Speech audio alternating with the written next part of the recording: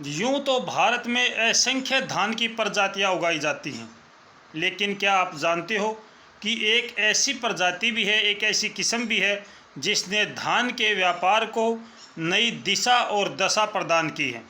नमस्कार दर्शकों, किसान एवं पशुपालक भाइयों, स्वागत आपका हमारी खेती हमारे पशु यूट्यूब चैनल और फेसबुक पेज पर। आज मैं हाजिर हूं आपके लिए धान की सबसे अच्छी किस्म के बारे में जानकारी लेकर। धान का सीज़न शुरू होने को है। मेरे बहुत से किसान भाई ये जानना चाहते हैं कि धान की सबसे अच्छी किस्म कौन सी है। इसके कुछ आंकड़े मैं आपको ज़रूर बताना चाहूँगा, इससे आपको अनुमान लग जाएगा कि कौन सी किस्म अच्छी है। जितनी भी उत्तरी भारत के मैदानी क्षेत्रों में धान की किस्में बोई जाती हैं, चाहे आपकी 17-18 है, 1509 है, सुगंधित बासमती है, या 1401 है, 1692 है, 1847 है, 1885 है, तमाम जितनी भी किस्में हैं धान की वो एक तरफ और अकेली एक किस्म एक तरफ। 2004 में भारत में विकसित की गई ये किस्म, जिसने भारत के चावल उद्योग को नई दिशा दी, नई ऊंचाइयों पर लेकर गई। आज भारत का व्यापार सबसे ज़्यादा जो होता है वो इसी किस्म से होता है। किसान के लिए वरदान साबित हुई, व्यापारियों के लिए भगवान साबित हुई धान की किस्म 1121 एक ऐसी सदाबहार किस्म है जिसका ना तो कभी भाव कम होता, ना कभी इसके ग्राहक कम होते हैं। हर सीजन में हर समय इसके ग्राहक मार्केट में उपलब्ध होते हैं। भारत के निर्यात का 50% से भी ज़्यादा जो हिस्सा है वो 1121 धान का होता है। इसका उत्पादन की बात करें, इसके भाव की बात करें, सभी पहलुओं पर हम थोड़ी थोड़ी दृष्टि जरूर डालेंगे। 1121 भारत में विकसित की गई लंबे चावल की किस्म है, जिसके चावल की लंबाई 7 mm के आसपास होती है। 7 से 9 mm इसके चावल की लंबाई होती है। पकने पर चावल की लंबाई 5 गुना तक बढ़ जाती है। न टूटने वाला न फटने वाला ये चावल विदेशों में अपनी एक अलग पहचान बनाए हुए है। भारत का 1121 चावल किसी नाम का मोहताज नहीं है, किसी और पहचान का मोहताज नहीं है। आज 1121 की पहचान पूरे विश्व में है और इसकी प्रजाति भारत ने विकसित की थी। इसकी मांग हर दिन जितने भी अरब कंट्री हैं उनमें लगातार बढ़ती जाती है। हालांकि ये सुगंधित बासमती नहीं है, लेकिन ये बासमती है।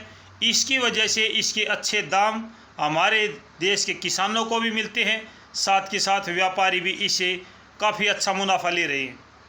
1121 धान दोमट मिट्टी, रेतली मिट्टी, मीठे पानी, इन तमाम परिस्थितियों में अनुकूल मौसम होने पर अच्छी उपज देती है। इसका उत्पादन प्रति एकड़ 19 क्विंटल से 23 क्विंटल के बीच में होता है।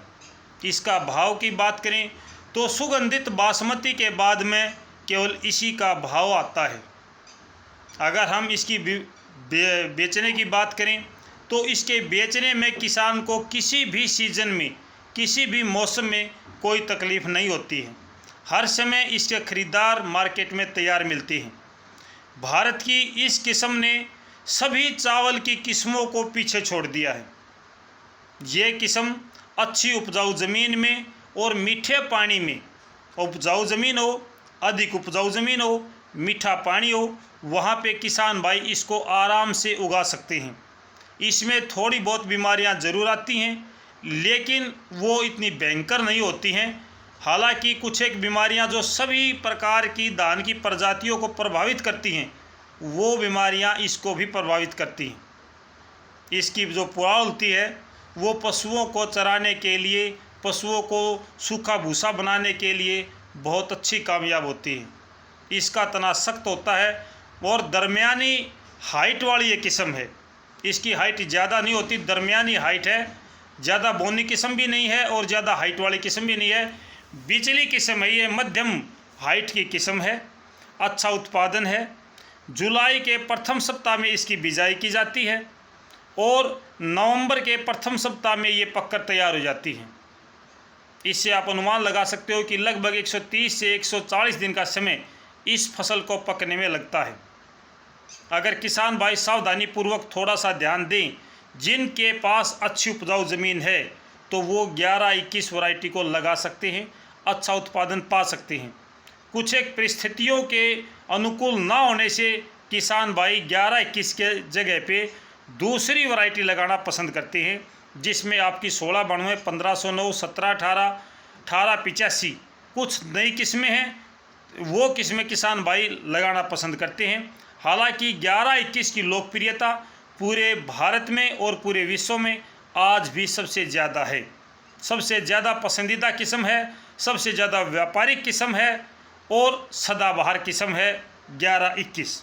तो आज हमने आपसे जो जानकारी साझा की है वो 11-21 धान की किस्म की जानकारी साझा की है। लगातार हमारे साथ जुड़े रहिए। हमारी खेती हमारे पशु यूट्यूब चैनल और फेसबुक पेज पर हर दिन आपके लिए कोई नई जानकारी लेकर आएंगे। फिलहाल के लिए इतना ही, फिर मिलते हैं कोई नई जानकारी लेकर। तब तक नमस्कार, जय हिंद।